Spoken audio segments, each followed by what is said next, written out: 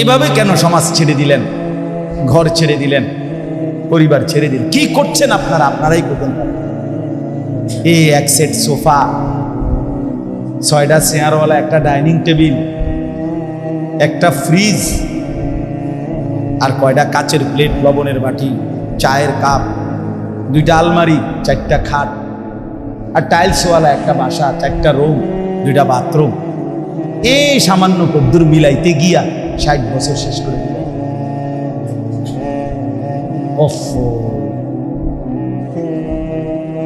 এই এত লম্বা হায়াত, এতগুলো সপ্তাহ, মাস, বছর, এটুকুতেই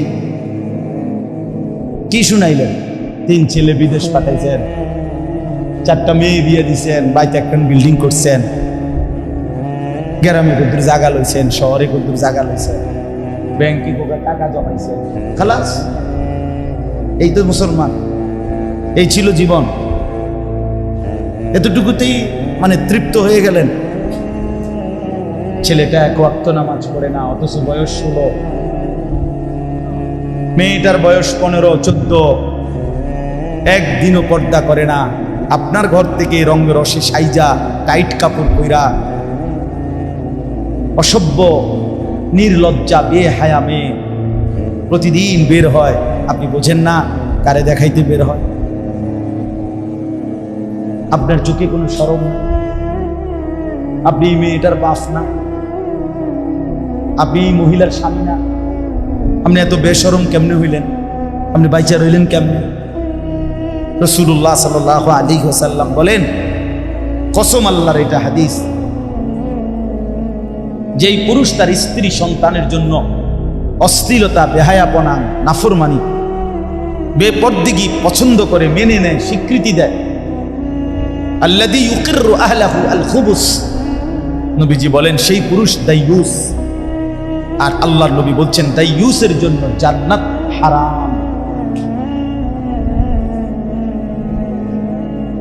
দাইয়ুসের জন্য জান্নাত হারাম।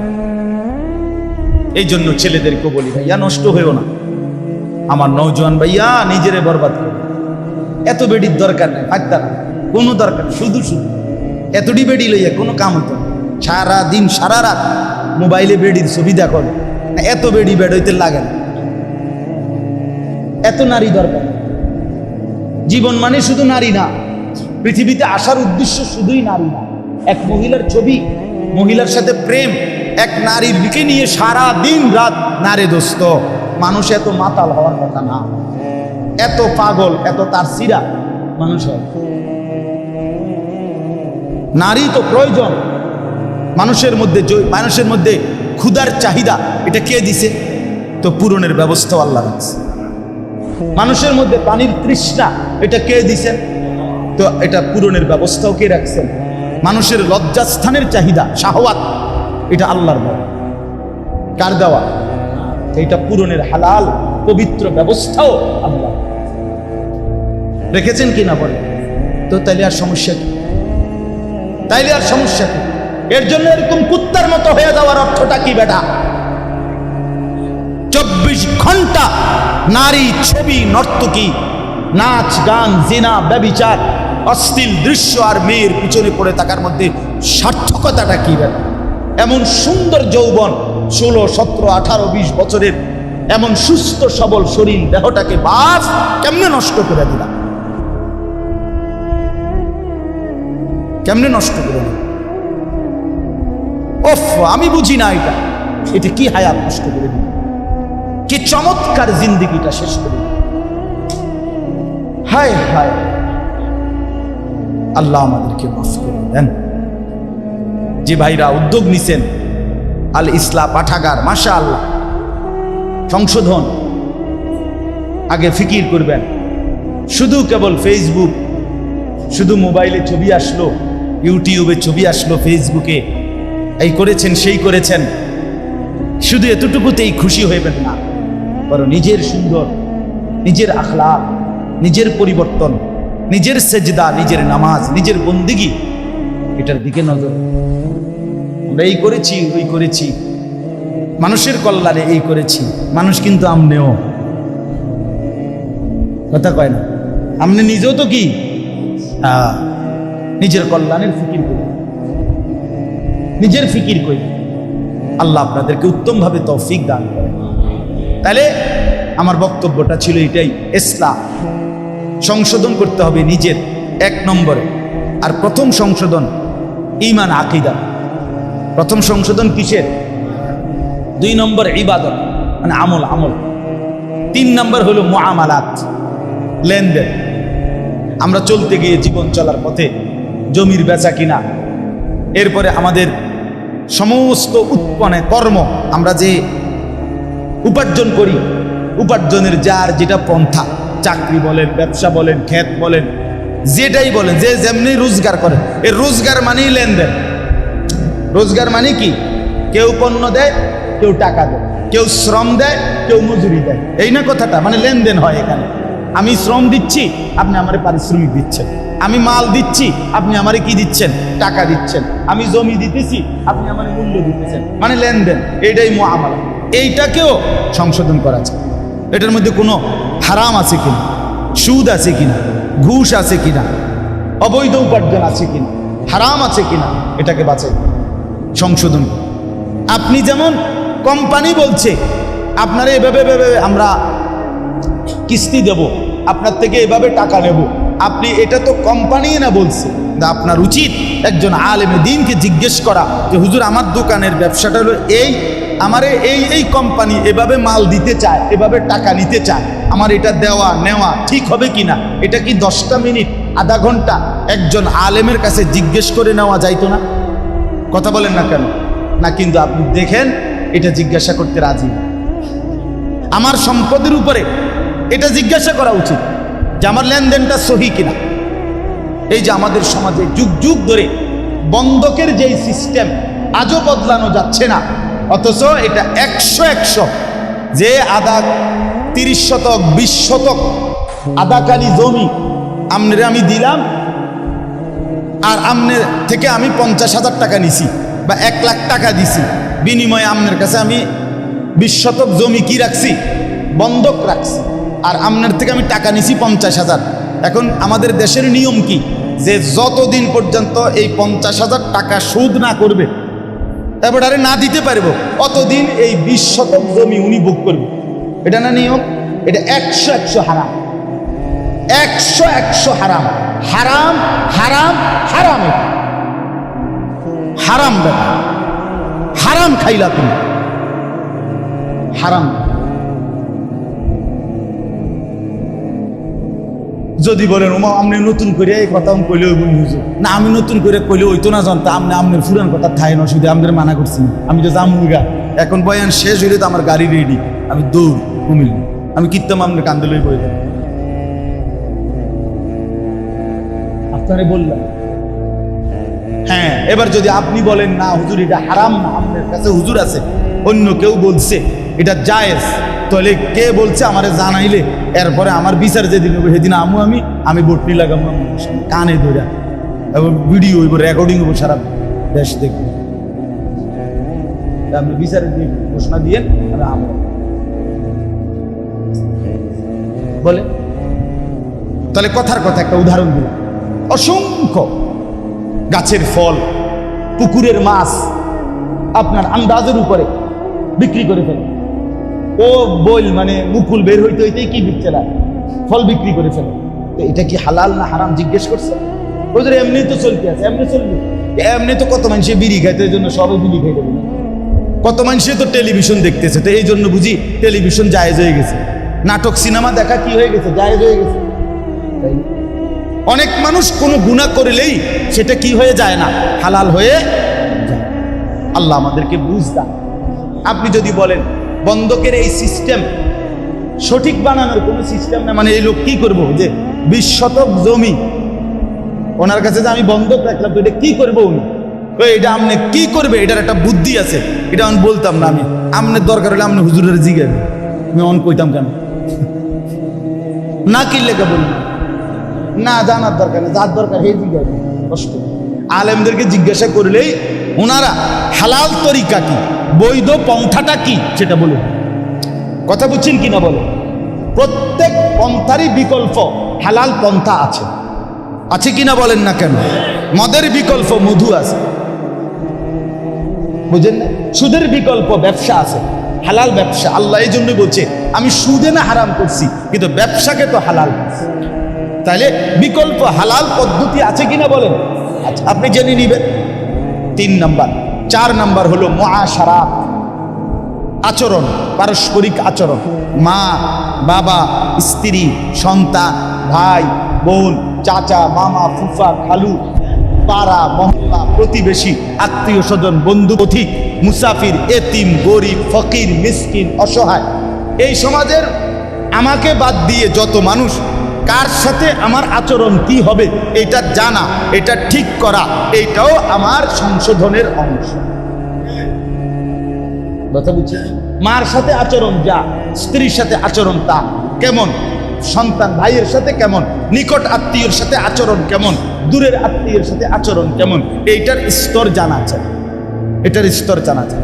মাকে প্রাধান্য দিয়ে স্ত্রীকে জুলুম না করা, স্ত্রীকে প্রাধান্য দিয়ে মার উপরে জুলুম না করা, প্রত্যেককে তার হক আদায়। এই আল্লাহ আমাদেরকে বুঝ দান করেন। 5 নাম্বার হলো আখলাক, আমাদের অন্তরের ভিতরে চরিত্র। প্রত্যেক মানুষের অন্তরে 2 রকমের চরিত্র আছে, কিছু মন্দ চরিত্র, কিছু উত্তম চরিত্র। মন্দ চরিত্রগুলো সরিয়ে ফেলা, আর উত্তম চরিত্রগুলো নিজের মধ্যে তৈরি করা, সংশোধন করা। যেমন আপনার মনে করেন কৃপণতা, এ মানুষের ভিতরে থাকে, কৃপণতার একটা অভ্যাস, এটা একটা মন্দ চরিত্র, এটা দূরে সরানো উচিত। দানশীলতা, পরোপকার, এটা একটা উত্তম চরিত্র, এটা আনয়ন করা উচিত। পরের গীবত, পরের প্রতি ঈর্ষা, মানে কারো কিছু ভালো দেখলেই গাও জ্বলা, হিংসা, ঈর্ষা, হিংসা, এটা একটা কি মন্দ চরিত্র। অপরের কল্যাণ দেখে খুশি হওয়া, এটা একটা উত্তম চরিত্র। তাহলে ওই মন্দটা সরানো, উত্তমটা আনা, এটা আমাদের দরকার। তাহলে আমি অল্প কথায় বললাম, 1 নাম্বার আমাদের ঈমান আকীদা সংশোধন করা উচিত, 2 নাম্বার ইবাদত আমল সংশোধন করা উচিত, 3 নাম্বার লেনদেন সংশোধন করা উচিত, 4 নাম্বার পারস্পরিক আচরণ সংশোধন করা উচিত, 5 নাম্বার আখলাক মানে ভেতরের চরিত্র সংশোধন করা উচিত। তাহলে ইসলাহি মাহফিল এবার বলেন তো কি পরিমাণ দরকার? কথাটা বুঝছেন কিনা বলেন? এগুলো একটা একটা করে ধরে ধরে ধীরে ধীরে ঠিক করা দরকার, শোনা দরকার, বুঝা দরকার, সংশোধন করা।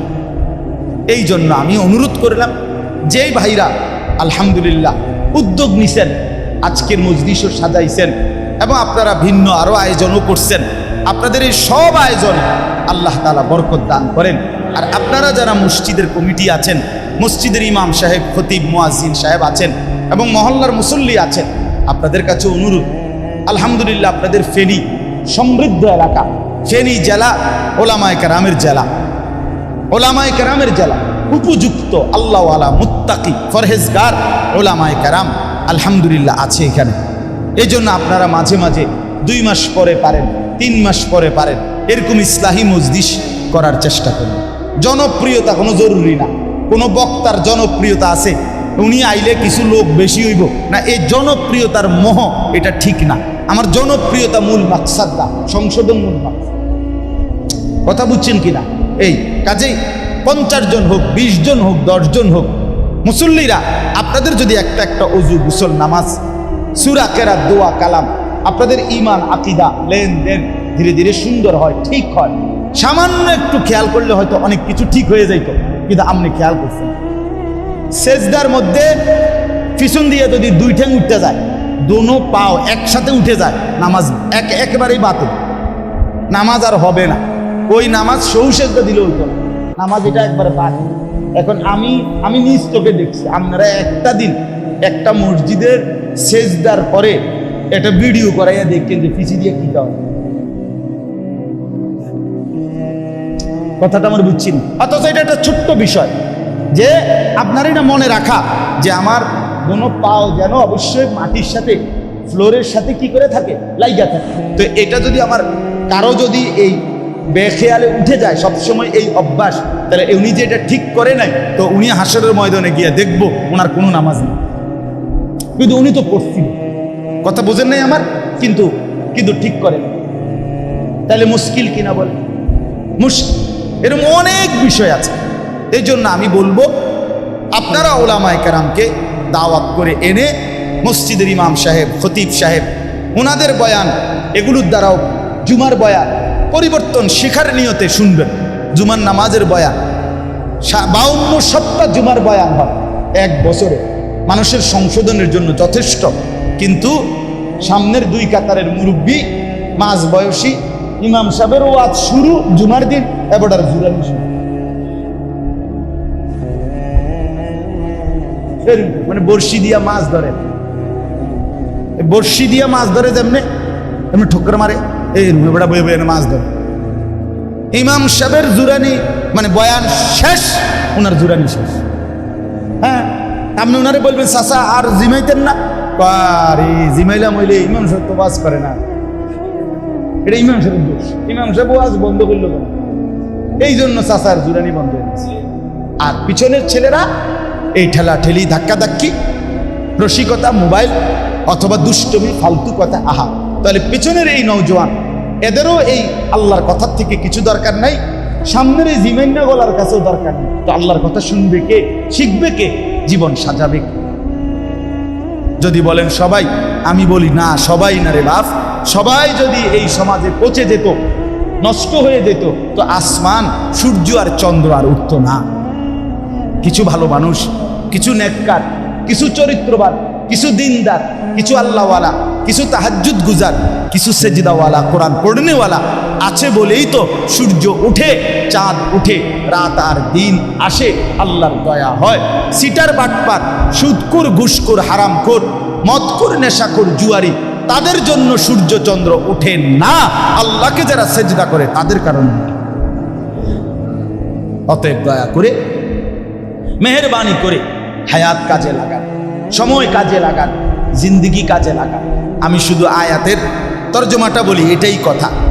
ইন্না ইদ্দাতাশ শুহুরি ইনদাল্লাহি 12 শাহরান, আল্লাহ বলেন ফি কিতাবিল্লাহি ইয়াউমা খালাকাস সামাওয়াতি ওয়াল আরদ।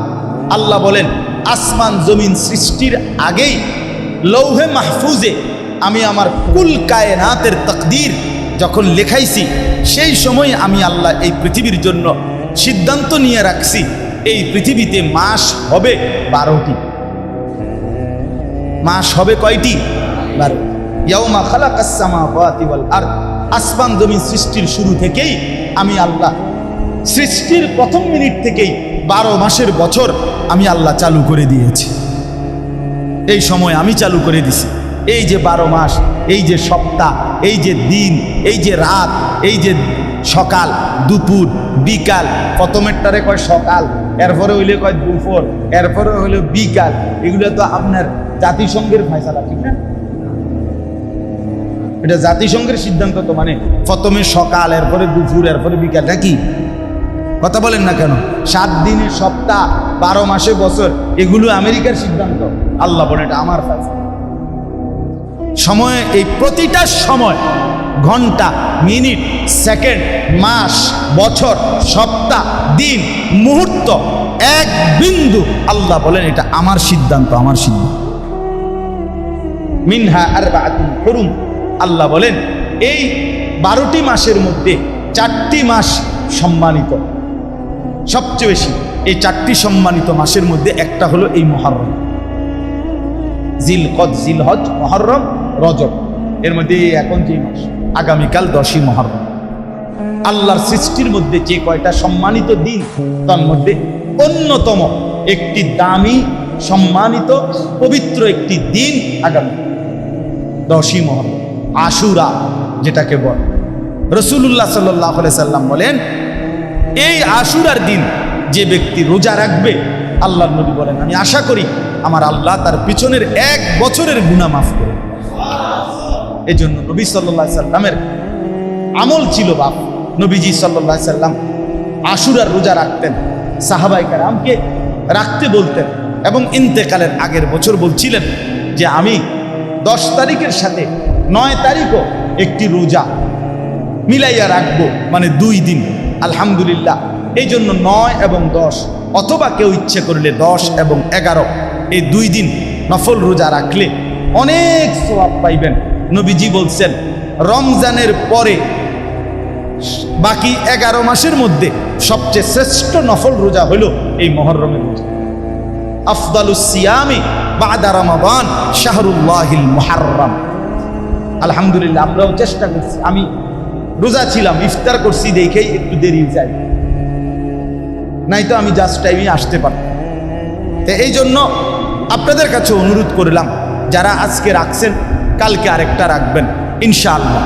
যারা পারেন নাই, যারা চেষ্টা করেন কালকে বুধবার, তারপরের দিন বৃহস্পতিবার, এই 2 দিনের 2টা রোজা রাখতে অনেক বড় সওয়াব পাবেন। স্ত্রী, সন্তান, ঘর পরিবারের মা বোনদের কাছেও বলবেন। সর্বশেষ কথা হলো যালিকা দ্বীনুল কাইয়্যিম। আল্লাহ বলেন এই মাস, বছর, ঘন্টা, মিনিট, সেকেন্ড এবং সম্মানিত 4টি মাস, এই সব কিছুই আমি আল্লাহর অকাট্য বিধান। অতএব তুমি রাতকে ডবল একসাথে আনতে পারতা না, দিন ডবল একসাথে আনতে পারতা না, তুমি কোনো ঘন্টা আটকাইতে পারতা না, তুমি কোনো মিনিট থামাইতে পারবেন? আল্লাহ চাইলে পারবে, আর কেউ পারবে? আল্লাহ কোরআনে বলছে আমি যদি রাত টেনে লম্বা করে কিয়ামত পর্যন্ত রাত বানিয়ে রাখি, কুল আরাআইতুম ইন জাআলাল্লাহু আলাইকুমুল লাইলা সারমাদান ইলা ইয়াউমিল কিয়ামা মান ইলাহুন গায়রুল্লাহ ইয়াতিকুম বিদিয়াইন। কে আছে আমি আল্লাহ ছাড়া আগামী কালকের ভোরে নিন? বলেন তো আছে কি কেউ? আছে কেউ? বলেন বাস। অতএব আল্লাহ বলছেন এটা আমার অকাট্য বিধান। রাত্র আমি আনি, দিন আমি আনি, বছর আমি আনি, মাস আমার বাপ। এই শেষ কথাটা শুনেন, আল্লাহ কোরআনে বড় আমাদেরকে আদেশ করছেন, ফালা তাজলিমু ফীহিন্না আনফুসাকুম। অতএব আমার বান্দা, যেহেতু তুমি বুঝেছ যে মাস, বছর, সম্মানিত মাস অথবা ঘন্টা, মিনিট, সেকেন্ড, সময় সবটাই আমি আল্লাহর। অতএব আমার সময়ে, আমার দেওয়া সময়ে, আমার দেওয়া হায়াতে তুমি নিজের উপরে গুনাহ করে জুলুম করো না। আমার সময় এভাবে নষ্ট করো না। এই জন্য যুবক ভাই, এই ঘন্টাগুলো, মিনিটগুলো, এই সপ্তাহ, শনিবার, রবিবার, সোমবার, মঙ্গলবার, দোস্ত আমার, বন্ধু আমার, এর একটাও আমারও না, তোমারও না, তোমার বাপেরও না। আল্লাহ খোদার কসম আল্লাহ বলছেন, বান্দা নিজের উপরে আমার দেওয়া এই সময়গুলোতে গুনার নাফরমানি করে জুলুম করো না। আমি বান্দা ছাড়বো না, 1 সেকেন্ড আমি হিসাব না নিয়ে ছাড়বো। 1 সেকেন্ড, একটা পলক, একটা মুহূর্ত আল্লাহর কাছে হিসাব নিতে। আমার বাবা আপনাদেরকেও বললাম, আমাকেও বললাম, আপনাদেরকেও, 1টা মিনিট এই খামখেয়ালির হিসাব দিতে, এই খামখেয়ালির হিসাব দিতে হবে। 1 জাররা, 1 সেকেন্ড আল্লাহ বলছেন আমি হিসাব, লাকাদ আহসাহুম, আমি তোমাদেরকে বেষ্টন করে আছি, ওয়া আদ্দাহুম আদ্দা, আল্লাহ বলেন আমি তোমাদের জিন্দেগি গুনে গুনে রাখছি, গুনে। আহসাহুল্লাহ, আল্লাহ বলেন আমি গুনে রেখেছি, ওয়া নাসুহু, তুমি ভুলে গেছো, তুমি মনে নাই বান্দা, আমার মনে আছে। আমি সেকেন্ড সেকেন্ড ফিরাই দেব। ইয়াউমা তুবলাস সারাইর। রে ভাইয়া শুনেন, আল্লাহ বলছে তোমার অন্তরের ভিতরে যা যা জল্পনা, কল্পনা, কথা, পরিকল্পনা, ইচ্ছা, আকাঙ্ক্ষা, শাহওয়াত, কামনা, বাসনা, অন্তরে যেগুলো ঘুরপাক খাইতো কিয়ামতের দিন, সেগুলো আমি তোমার সামনে খুলে দেখাবো। হুসিলা মা ফিস সুদূর, অন্তরের গুলো দেখো, 1 সুতা আড়াল হবে। এই জন্য দয়া করে, রহম করেন। আমিও আপনি কষ্ট করে বসছেন, গরমের মধ্যেই বসছেন। যুবক ভাই যে কয়জন বসছেন ভাইয়া, চেহারা সুরত দেখে অনেকেরই মনে হচ্ছে নামাজ পড়েন ভাই। আমি বুঝি ভাইয়া, আমারে যদি এখন কোন খার করাইতাম বেনামাজি, আমি দাঁড় করাইতাম। বেনামাজি অসভ্য, হেরে চিনা যায়। এটা যে অসভ্য, নির্লজ্জ, বেহায়া, বেশরম, এটা যে আল্লাহর দুশ্মন, এটা যে মানবতার দুশ্মন, এটা যে কায়নাতের মাখলুকাতের দুশ্মন, এটা চিনা যায়। আমি দাঁড় করাই, আমার দায়িত্ব দেন একজন,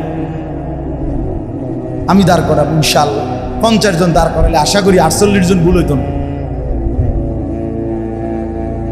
হ্যাঁ, চেহারা শুরু দেখলেই বোঝা যায় বেনামাজির চেহারায় কোনো দয়া মায়া থাকে না, বেনামাজির চেহারায় কোনো সৌন্দর্য নূর থাকে না। এই জন্য আমি রহম করেন নিজের উপরে আল্লাহর ওয়াস্তে। আর যদি কোনোদিন বলতে নাও পারলাম তো আজই বলুন, নিজের কদর করে। রাসূলুল্লাহ সাল্লাল্লাহু আলাইহি সাল্লামের আখিরি ওসিয়ত ছিল নামাজ। নবীজি হযরত আয়েশাকে বলছে, আয়েশা আমি চলে যাচ্ছি, মালাকুল মউত আমার সামনে দাঁড়িয়ে, জিবরাইল আমার সামনে দাঁড়িয়ে, আয়েশা আমি আমার মালিকের কাছে যাচ্ছি। যাওয়ার আগে বললাম আমার উম্মতকে বইল শেষবারের মতো আসসালাত আসসালাত, আমার উম্মত যেন নামাজ ঠিক রাখে। হযরত ওমর রাদিয়াল্লাহু তাআলা আনহুকে ফজরের নামাজের সময় ইমামতি অবস্থায় প্রথম রাকাতে এক কাফের ছদ্মবেশী ছুরি দিয়ে ঘাই দিছিল 7-8টা। হযরত ওমর ইমামতি করতেছিলেন, তখন উনি সরে গিয়ে রক্তে উনার এই কোমরের পাশে ভাইসা গেছে। উনি হযরত আব্দুর রহমান ইবনে আউফ ইমামের জায়গায় দাঁড় করাইয়া বলছিলেন, আব্দুর রহমান আগে নামাজ শেষ করো, এরপর আমারে ধরো। কাঁটা মুরগির মতো ওমর পাশে তরফাইছে, কিন্তু সাহাবায়ে কেরাম আগে ফজরের নামাজ আদায় করছে। হযরতে খুবাইব, ওই যে হজ উমরায় গেছেন, কেউ এখানে আসেননি? হজ উমরায় গেছেন না এরকম নাই কেউ? মাশাআল্লাহ।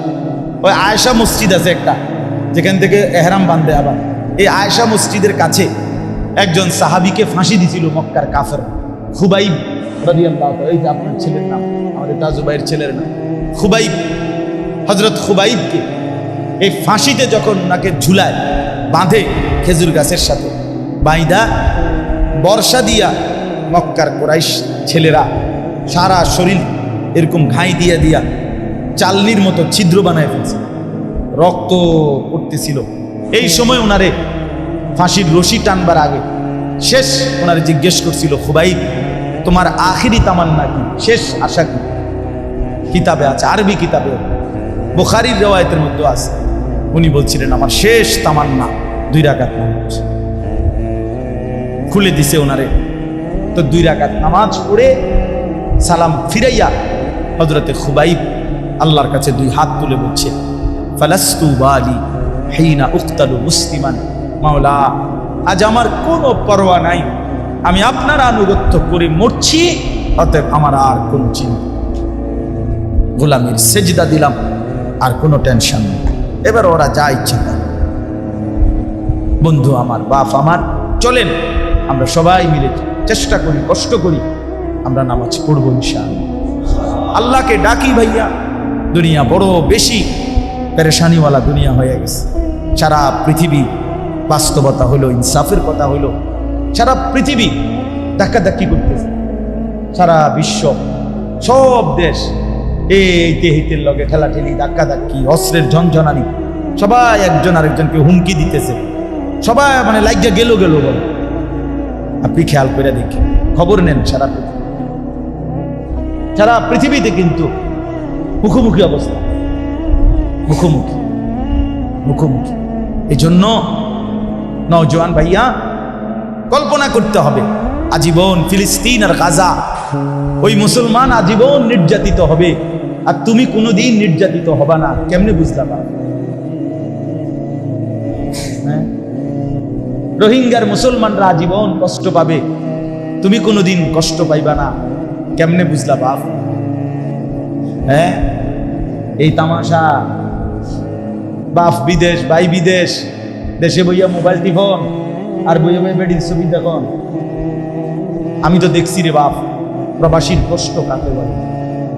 আমি যতবারই হজ উমরায় যাই, প্রবাসীদের কাছে তো যাই, তাদের রুমে দেখি, এই ছোট্ট রুমে 12 জন, 14 জন, 16 জন, 14 ঘন্টা ডিউটি করে, 12 ঘন্টা ডিউটি করে এই প্রখর রৌদ্রের মধ্যে। এরপরে আবার আইসা নিজের রান্না নিজে রাঁধে, নিজের কাপড় চোপড় নিজে ধোয়। কে ধুইয়া দিবে? আমি 33 দিন হজে ছিলাম।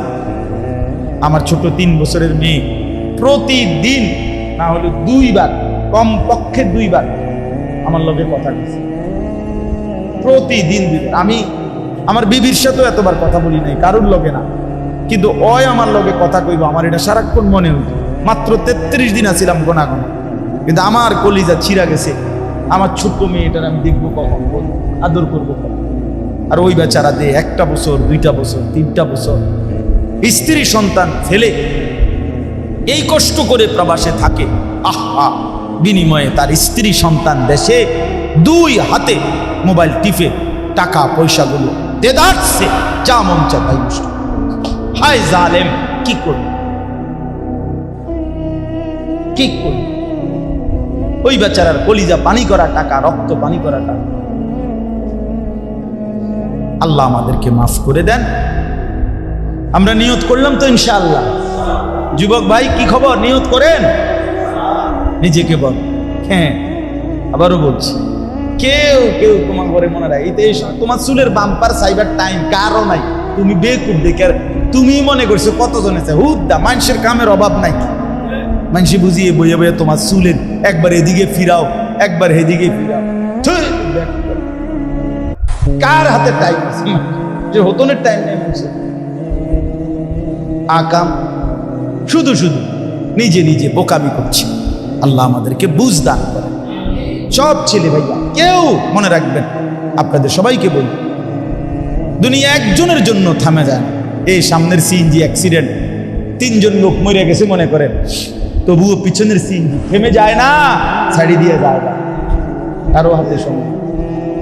আমি সব সময় বলি, দুনিয়া বড় স্বার্থপর, বড় স্বার্থপর। আগের গাড়ি অ্যাক্সিডেন্ট করলো, পিছনের গাড়ি, তার হাতে সময় নাই। একটু জ্যাম বাজলে চিৎকার শুরু করে, এই বেটা, আরে কাটা মরছে টরছে ডিফরে, বেটা রাস্তা ক্লিয়ার করবে, সময় নাই আমার। এই তো দুনিয়া, এই তো দুনিয়া। আপনি মরবেন যেদিন, সেদিনও আপনার স্ত্রী সন্তান যদিও কাঁদবে, কিন্তু ওই দিন রাইতেও তারা ঠিকই ভাত তরকারি খাবে। হ্যাঁ, এই ঘরে তাই না দিছে, এরা যাইতে আরো ভালো করে খাওয়ায়। যে কান্দাটা কাঁদছ, আরো কদ্দুর গুস্ত লও, ভাত লও। আরো ধোকা, দুনিয়া ধোকা। দুনিয়া কি ধোকা, ধোকা, ধোকা, ধোকা, ধোকা। আল্লাহ আমাদেরকে মাফ করে দেন।